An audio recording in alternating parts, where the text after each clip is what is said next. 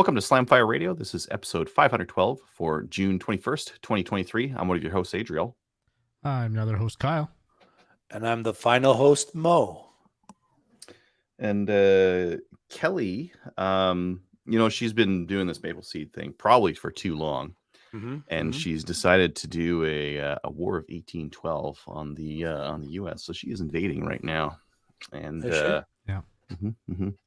single-handedly. Wow. Single-womanedly attacking the U.S. Yeah. Well, good luck to her. And us, I guess. Yeah, we'll see how she does. Yeah. She might be down there for a special occasion. But anyways, why don't we get into what we did in guns? Mo, why don't you start us off? So this past weekend, I actually didn't go anywhere to shoot a match. So that was Weird. Yeah, I know, right? That was a rarity. Did no shooting at all, actually. I ended up registering from 2 weekends from now, I'm going to have a PRS rimfire match in Homer, New York. That'll be on the Saturday. It's going to be my first time going there. Some of the guys that I'm going with have been there before. I think it's going to be 10 to 12 stages, so it should be fun. And they shoot, from what I saw from the Womfats videos, they shoot some of the stages over water and stuff, so that'll be pretty neat and different. Cool. Yeah.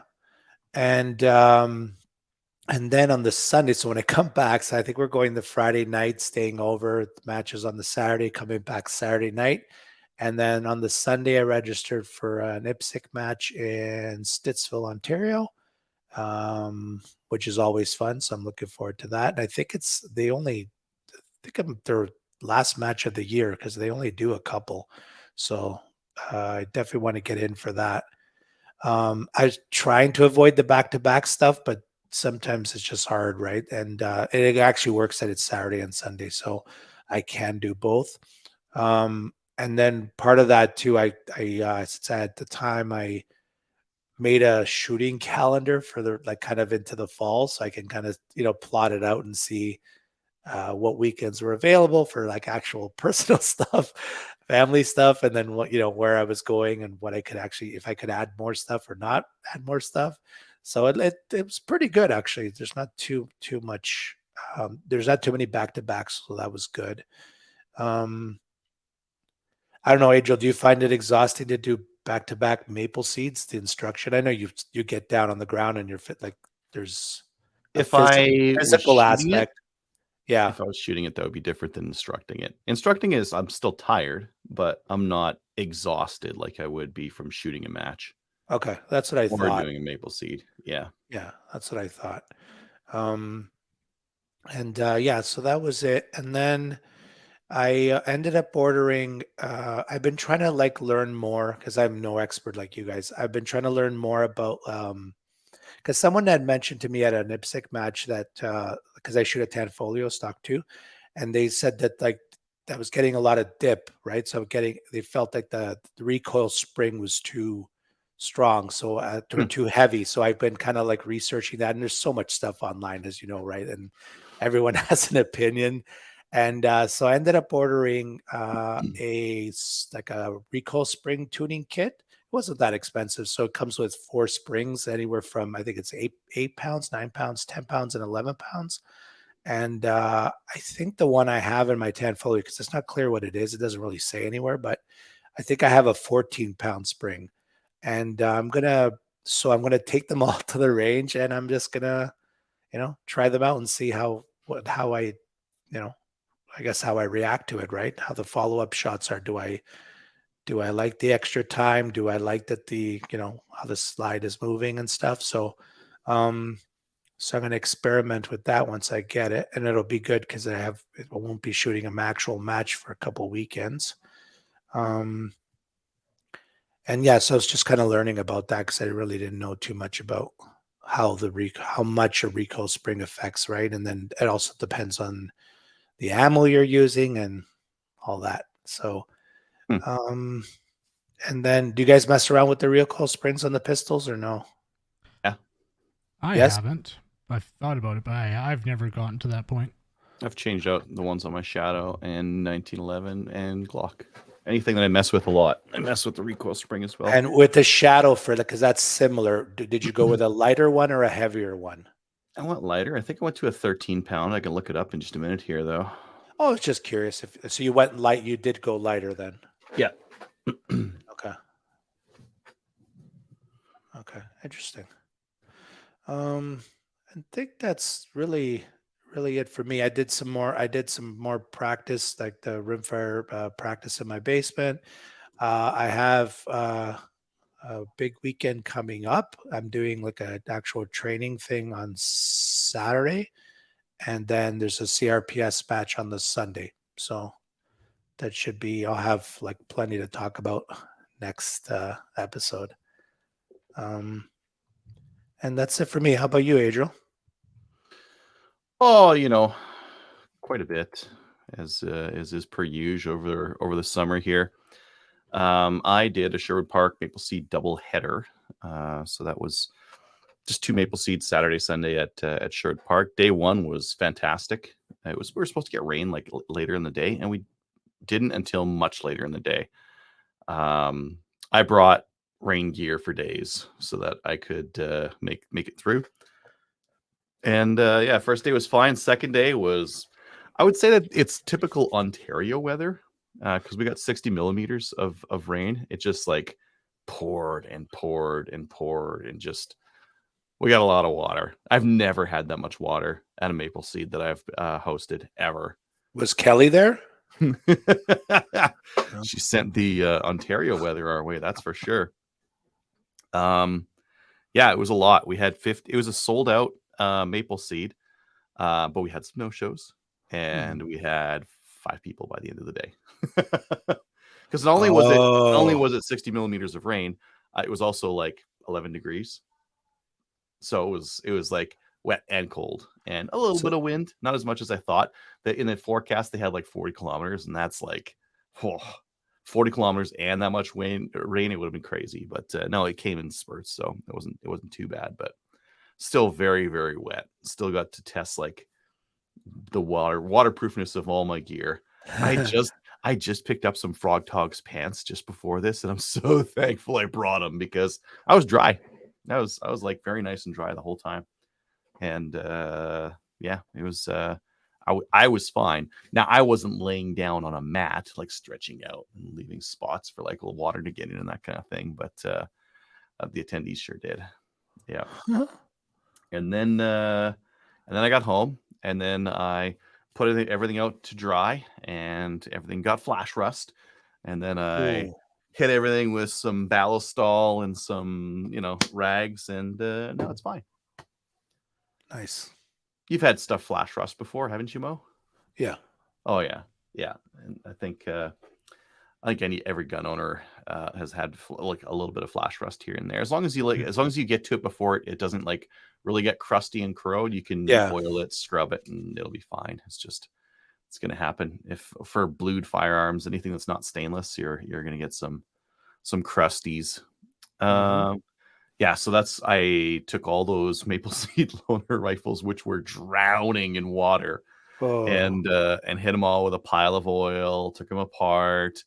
A couple of it was interesting because I had torqued the scope rings down, but I hadn't Loctited them, and a couple of them came loose. I don't know if it was a change in weather, but like I torqued them to 15 inch-pounds, and a couple of them had shot loose through the day. Which I don't know if that's just because of the screws are crap, like the rings are crap, and they're not like good, or the water or the change in temperature or something made them a little bit screwy anyways. So that won't happen again. They're all Loctited now, so hopefully I like where they're at because they're not moving. And one other thing I did out there. So I've been trying to get this WK-181 to run. I think I mentioned that the extractor broke last time, right? Mm-hmm. Yep. Mentioned that? Okay, good. Yeah, extractor broke. Put the new extractor in, took it out, ran flawlessly. All 700 rounds. Not all 700 rounds, like a little bit at a time. At once. Firing until the damn thing got like too hot to hold, and then pouring water over both sides. Try to even out that barrel, like twisting. And I shot some more. And so I just kept going and going and going. And I had a buddy there, thankfully, one of the other Maple Seed IATs and a CCFR field officer. And me and him took turns like running this thing, all 10 mags of it. And it ran flawlessly. It ran all 700 rounds flawlessly. There's a couple times I didn't put the mag in correctly, but as soon as you put it in correctly, it fed just fine. Yeah. So that's the WK with they have a different piston design, and I would say that different piston design is better than the previous one because this one hasn't cracked yet, and it's getting close to around 10,000 rounds. Right on. And because it doesn't have a reciprocating charging handle, that's not falling off either. I would show you guys, but I got it packed away ready for the next guy to use it. So, anyways, yeah, ran great. And again, I had to take it apart and oil it and clean it because rain and getting hot and not only the rain, but like me pouring water on it too. You had to get that on there. Mike says, "Is it really a WK if the piston isn't broken?" No. This is some kind of newfangled WK. Doesn't break charging handles or pistons. What?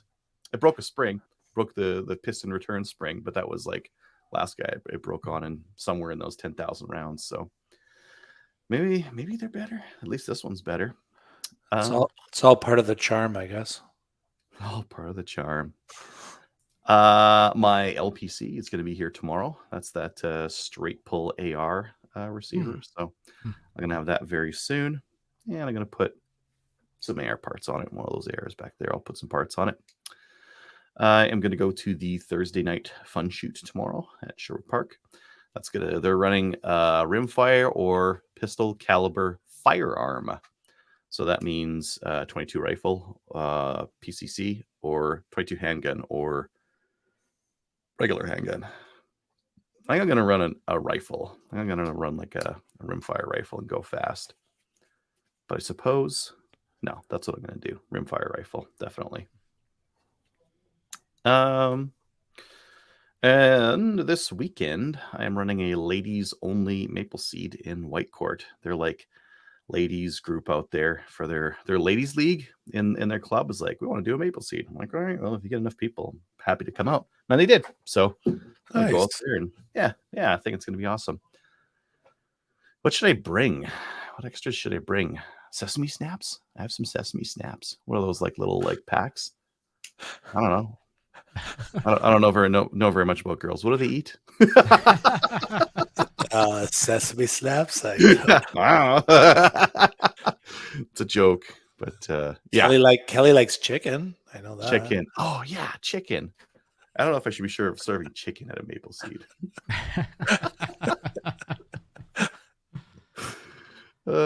Yeah, that's about it for me though. So I've got that coming up. And yeah, it's just I'm in Maple Seed season right now, so nice. That's what I'm going to be doing. What about you, Kyle?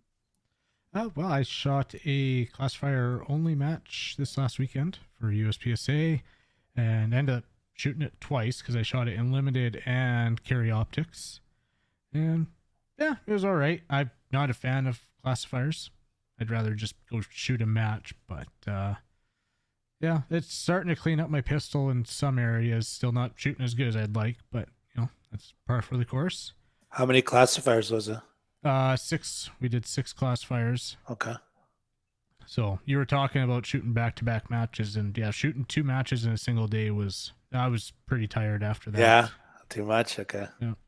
Well, too much for 103-degree Fahrenheit weather. So yeah. I don't think you're not conditioned to that temperature yet. Not quite. I'm not going to complain though, because it could be a heck of a lot worse. Yeah, true. But did have a couple good ones where, except for like one Charlie, I had all alphas.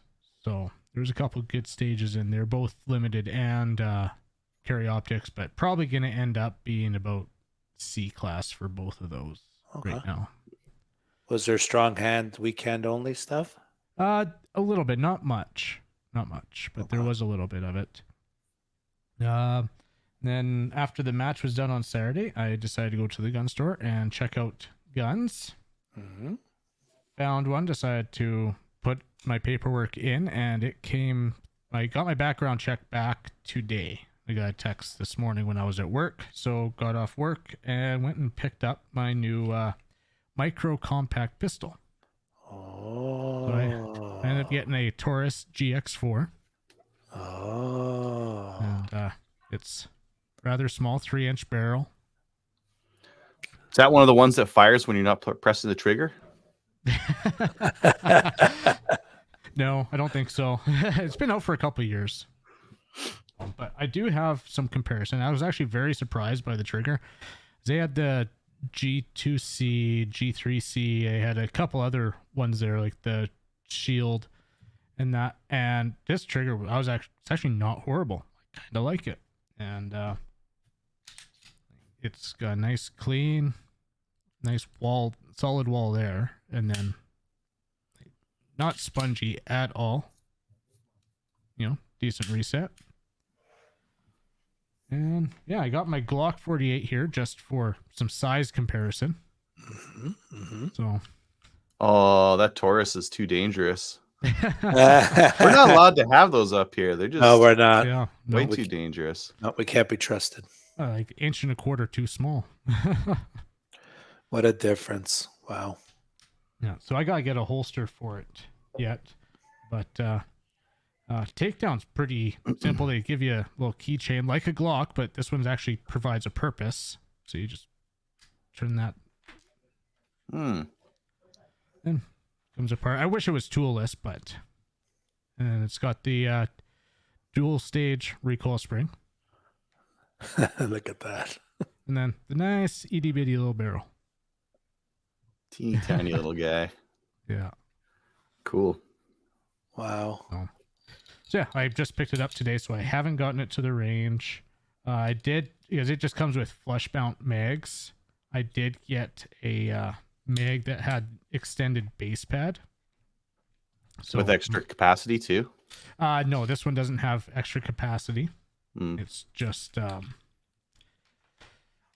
as you see it, my pinky's kind of off the gun, so that allows me to actually get my pinky on it. And then it came with 2 different sizes of palm swells. I put the large on just so it fits in my palm really nicely. Yeah, I'm looking forward to actually getting out and shooting it. Just for kicks and giggles, I got my 2011 here.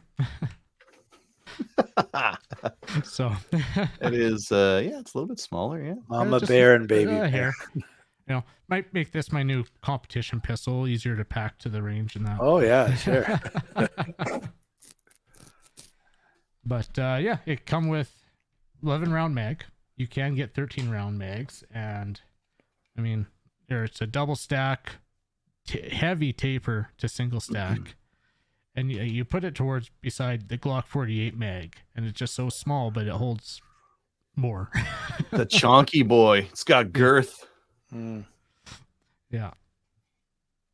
What's the capacity on that magazine? 11. Yeah. Even though it's so small, you still get more in it than we get. Yeah. Jelly. Yeah, it went pretty good, and now it's kind of cool that I got confirmation that all my research was right, and I can buy guns down here. So nice. And I guess I should go over. It was $300. So nice. I didn't go the full Adriel route, going as cheap as I could, but I kept it down there. Pretty cheap. Yeah. That is pretty cheap, yeah. And Taurus does make, and when they're in stock, sell on their website a optics ready slide for it for $150. Oh wow. So eventually I probably will be buying that slide. Yes, please. So, and I'm expecting an ammo shipment tomorrow. They ordered 1,223 and another 1,009 mil. So yeah, and this weekend we will see. I might have to work Saturday because I'm in the middle of commissioning a new site. But if not, I could be shooting sporting clays here in town or go up to Roswell for another USPSA match. So don't know what's going to happen. Alien USPSA, definitely. Yeah. Oh, Crystal shot the Canic this last weekend, and it ran flawlessly. Nice. Good. Yeah. So it was cool to see that she could actually shoot a match without dealing with malfunction clearing and just could focus on the shooting. So Okay, so the Canic suits her then. yeah, which I am really glad because, like I was saying last week, the pain in the butt to switch over that mag release button. It's basically it's her pistol now. Good, good. So, yeah, that is it for me. Awesome. Why don't we get into what do we do next? Upcoming events. Let's do that Upcoming thing. events, yeah. Yeah.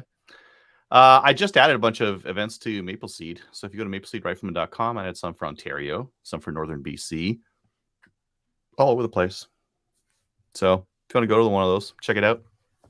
They're selling out pretty quickly, although there's still some spots available for like New Brunswick and PEI and that kind of thing. There's still lots of spots available for those ones. The Alberta ones are pretty sold out. And some of the Northern BC ones are just open, so they're free for the taking. So if you're up in Northern BC or even like Northwestern Alberta, those should be opening up soon. There's another one in Grand Prairie that's going to be added here shortly as well. Nice. Nice. If you want to go find a 3-gun match, go to 3gun.ca. There is a match this weekend that I don't have on there. That's the Mighty Peace is running a 3-gun match. So if you want more information on that, check out MP3G on Facebook. There are ORA events coming up. There's going to be plinking this Sunday. That's probably last Sunday. Sporting Rifle on Sunday, June 25th. That's the one that like Dave put in here, but we also have someone on the Discord mentioning that one as well. Cool. Kyle's audio level is a little bit lower than Adriel and Mo today. Okay, I guess you got to turn it up a little bit. And yeah, we do have on the Discord channel, we have a listener feedback. So you can like comment on there on Discord and we will see your comments and maybe get to them in real time. Or if not, we'll add them to the show notes. And then we also take upcoming events on there as well. So take a look into there if you want to. Let's head into the news. There was no new news. Was there any news that you guys saw? I saw there was a bust in Saskatchewan. Bunch of 3D printed guns and stuff. So Gonna see more of those. More of those. Those scary ghost guns again? yeah, they're basically a Glock, a 3D printed clock, and they actually had them fully built. And there was a whole bunch that I just saw it just before we started the show. So I don't have all the details, but I think it was a 29-year-old Regina, which doesn't surprise me for Regina. Entrepreneur. An entrepreneur, yes. Love Yeah. it. Getting on to our SBI Lynx 180 match lower giveaway. So we have a 180 match lower that we're giving away. SBI has graciously donated actually they gave it to me to like test and review. I tested and reviewed it, and now it's available for giveaway. So if you want a Lynx 180 lower, you get your entries by sending us a screenshot of your donations. For every $20 donated to the CCFR, you get one entry. And the other way you can get an entry is by taking a pic of yourself with a gun on Instagram and tag our Instagram for another entry. Contest will close on August 1st. So if you want a chance to win that lower, check it out. I got one of those. I used it for my 3-gun match. I did pretty good. Let's get into new gun stuff brought to you by Bullseye North. Need a new boomstick, not a bumstick, a boomstick. Bullseye North is Canada's shooting superstore and a proud supporter of the CCFR. With a wide selection of guns and top trending gear for any shooter, free shipping over $200. Some exclusions apply, like ammo. Subscribe to their weekly newsletter to get first access to the hottest deals. And in terms of Bullseye, they got a couple of things that they got going on in terms of sales. But the one that I was kind of interested in was that they have 12% off Benelli Lupo rifles and free shipping over $200. Which, yeah, Lupo is kind of a weird. Let me share my screen here. It's kind of it looks very European. I'll put it that way. Swoopy, angly design to it, which is it's pretty standard for like European rifles. And yeah, 6.5 PRC for $1,600, lightweight, that kind of thing. Looks neat. and that will qualify definitely for their free shipping. So there's that to consider. Nice. Let's take a look at these other ones here. This next one is from Go Big Tactical. They're bringing in the Arkin EP4L. They've got free Halo rings until June 23rd. So these are like in the States, these are actually a pretty popular budget like precision scope. And just taking a look at here, let's see what the 4-14 goes for. $720. Not bad, because first focal plane, yeah, a lot of the first focal plane scopes are like $1,000, so that's very reasonable. What about the 6-24? What's that one? The other one's 724. No, 780. Not bad. Yeah. Not bad. Looks like we've got good resettable turrets with the rings. We've got zero stop, illuminated reticle. I don't really find an illuminated reticle all that useful, but maybe if you're hunting or something like that, it's getting dark. Yeah. Anyways, Go Big Tactical's got those. So if you want like a fancy dancy scope, they got them. Tactical Imports just got a bunch of Type 81 magazines back in stock. $29 each. Pretty decent price. That is. And they've got bulk packs of 10 for $269. So I guess that would be $27 each. The next one here, Kyle, this one's calling your name. Canada's Gun Shop has the FNPS 90 for $2,500. Although I don't know why you'd buy that when you could be buying a real one, one with a short barrel. I can't do. No. Why not? Because need permanent residency. Oh. Yeah, I won't get to play with any of that fun stuff for I don't know how long. What about the handgun? That's not NFA item. That's just a firearm. Oh, it's an NFA item down there? Less than 16 inches is NFA. That's a SBR, SBS suppressor. I can buy a pistol with a 3-inch barrel, but I can't buy a rifle with less than a 16-inch barrel. Yeah, some of their laws are quirky too. Okay, well, I guess that's something I'd have to settle for the PS. Yep. Canada's Gun Store has a couple of cool things. They've got the Vortex Triumph binoculars. They're like a value price binoculars. They're $159 plus shipping. And the thing I was more excited about, they have CCI Primers percussion caps, number 10s and number 11s, regular and Magnum. Ooh. $15 per 100. Love it. Finally, so if you're sitting on your percussion cap rifle or revolver, I guess, they get number 10s and number 11s over there. SBI is putting out some mystery thing. They put out this YouTube video. This is like, okay, can you guys figure out what this is? It's left charging. Now, was that a 22 shell that came out of there? I don't know. Interesting. Very mysterious. It's going to get announced when? Tomorrow? Tomorrow, okay. Tomorrow. No, 2 days from now. I asked Tristan to come on so we can talk about it because I am curious. But I think that's a left charging 1022. Okay. Well, then. That'd be kind of cool.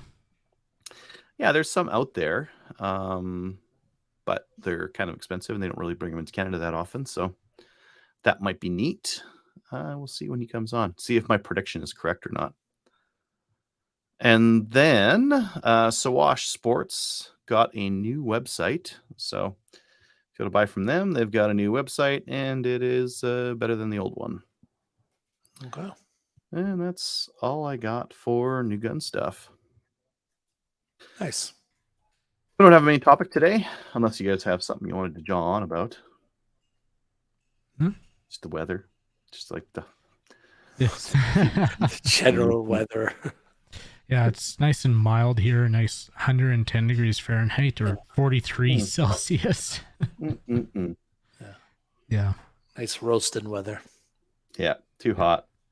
I didn't show this on the last show, but did I show this bipod adapter that I got with that? I don't remember. No. X binos. It's a very nice binocular adapter. Oh, let me just zoom into myself here.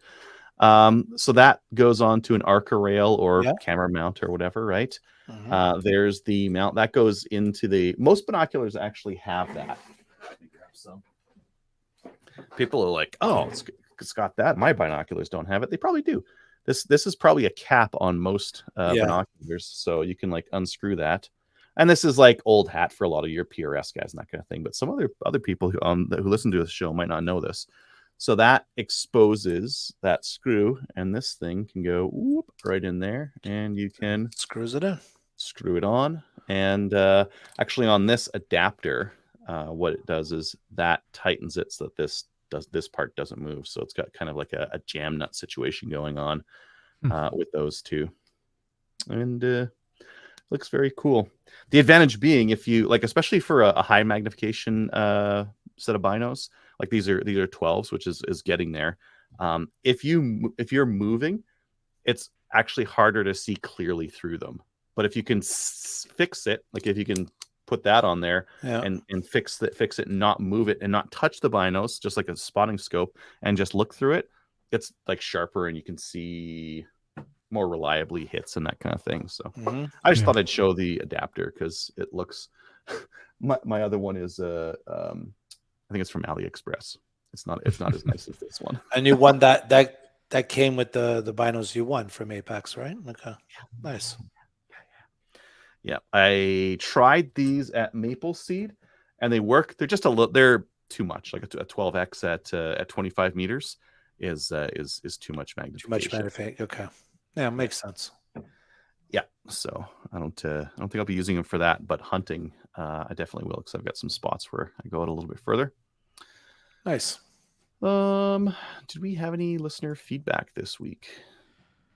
We did not have any emails, just a couple entrants to the links giveaway. Awesome. And Facebook, we've kind of been covering as we going along here. Is it a ghost gun if you serialize it? I guess, yeah. Oh, look, Adam's joining us saying first live podcast. Yeah, it's going to be a quick one, Adam. Yeah, so nothing really on Facebook. Next week we'll have the guys from SBI on to talk about whatever mystery thing they're alluding to on their Facebook and Instagram and YouTube, because I can't stand I can't stand the mystery. I want to know. Yeah. Did you want to check our YouTube and see what we've got over there, Cal? Yeah, we got 3 comments over there on last week's episode. We'll start out Matty Bucks saying his 180K has not had serious issues that I've read about them having. So yeah, there's some good, some not so out there. How many rounds through it do you got? Yeah, because like there's a difference between like a few hundred rounds and like a few thousand. If you can get a few thousand in without it failing, like buy a lottery ticket. Yeah, and then we got Tony on there saying for $400 there's the Keltec P15 9 mil 12 round flush fit or 15 rounder.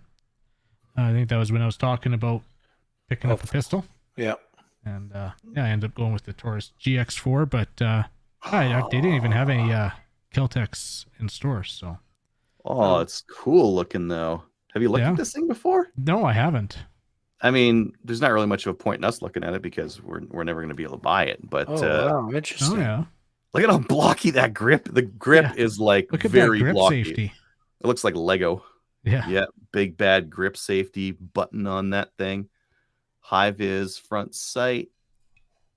That is so weird looking. Oh, yeah. 15+1. The lightest, thinnest double stack 9mm handgun on the market. Oh my god, how much of this is plastic and zinc? I see 1, 2, 3, 4, 5 screws on this side. How many screws are on the other side? Is it clamshell? Oh, there's another 3 on the other side. Is it clamshell? It almost looks like it. Double stack magazine. How big is this thing? Oh, they have the metal version. That tells you something. How heavy is this one? 14 ounces unloaded. Oh, that's not bad. That's pretty light. 397 grams. Barrel length 4 inches. Oh, so it's bigger than what you got. Yeah. Not quite subcompact, just small-ish. It's not a micro. Yeah. No. How heavy is this one? 14.1. What the hell? Wow. What? The metal one is 0.1 of an ounce heavier. Wow. Oh, but look at the price difference. The Yeah. P15 metal is $800. The other P15 is $400. Oh, it's half double. the price. Yeah. Wow. Who would spend $800 on a Kel-Tec pistol, though? I don't know. They're probably not going to sell many, but I don't think so. No. It's kind of cool how light it is, though. But it's probably like just garbage for quality. Wow. Interesting, though. It is interesting for sure. Be interested in like holding it and seeing what it felt like. Like holding a big Lego because it's got those like those big blocks on it on the grip. Tony has a question as well. So if you move a barrel from a gas AR to bolt AR, what do you do with the gas port? You can take the gas block and turn it around the other way, or put it on upside down, or some other orientation, and it will block that gas port. You can get a purpose-built one, but why? Just stick your gas block on some other way. So it's blocking it instead of letting gas. Or have it shoot out the front. And just like just turn it around. It's time to spit gas out the front. That's actually one thing that WK181, like all WKs and MCRs, my left hand was black at the end of the day with carbon from it, just from like holding the forend. 700 rounds, right? 700 rounds of variety of like corrosive ammo and non-corrosive ammo, and it was disgusting at the end of it. I saw your video, and why didn't you have bacon out there? Bacon? I should have. Hey, the way you're cooling off the barrel, I'm like, perfect opportunity. Oh, it would have cooked it. It would have cooked it big time because it was making the angry water sound.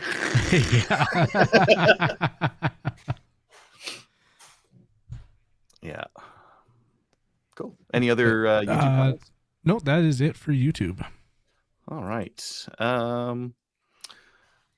I guess we're going to get on here. Cabela's. Yeah, we have a Cabela's link on the side of slamfireradio.com. So if you're going to help support the show, head on over there and make a purchase, and we get like a kickback from it. And we will read your purchases anonymously once per month. And maybe shit talk them a little bit, or maybe not. We'll see. Depends what you buy. I get a little jealous on some of them. Get a little jealous, not understand what you're trying to do, and accuse you of doing something stupid when in fact you're doing something very smart. We've done that too. We've done that. We've done it all. Yeah. I've done that. Yeah, we'll see. If you'd like to head on over to Player and help support us over there, if you want to email the show, send an email to slamfireradio@gmail.com. Let's get 2 shoutouts. Shoutouts. I have nothing. Shout out to everyone who showed up to the match on Saturday and helped set up and tear down. It was a good day. Yeah. I guess we'll have a shout out for Tom and Paul for the help with getting those maples. Not help. They did just as much as me, but getting those maple seeds running. That was great. And maybe a suggestion. Brandon Herrera's last video on Darwin Awards. Yes, gun Darwin Awards. Good fun. I like Darwin Awards. Yeah. Yep. They're always good. Yeah. They're always good. He keeps his cuts tight, and they're pretty funny. So I recommend checking that out. Yeah. I wonder if that's Dave's old shout out, right? We're not doing a shout out right now. No. Okay, cool. All right. Well, join us on our Discord server. So there's actually a couple of different Discord servers. Reddit was having like a meltdown over the weekend because they're going to like ban third-party apps on it. But Discord's still good to go. There's our server. There's the Canadian Firearms Enthusiasts server. That's very active. I'd encourage people to join that one, especially if you want to like chat live with other gun owners. Chat live. Pick up the phone. Operators are standing by. Call the grapevine for gun guys. But no, they're just a bunch of guys who are like, talking about gun stuff all the time. So it's pretty good. And it's pretty good for finding sales and that kind of thing too. We have our own Discord server where we talk about stuff from the show. So if you want to join that one, we have a link on our website right there on the Facebook. Yes, you can click on that and go there. Watch us on Facebook, YouTube, and Player. Join the CSCFR, and we'll see you next week. See you next week. Good night, Kelly.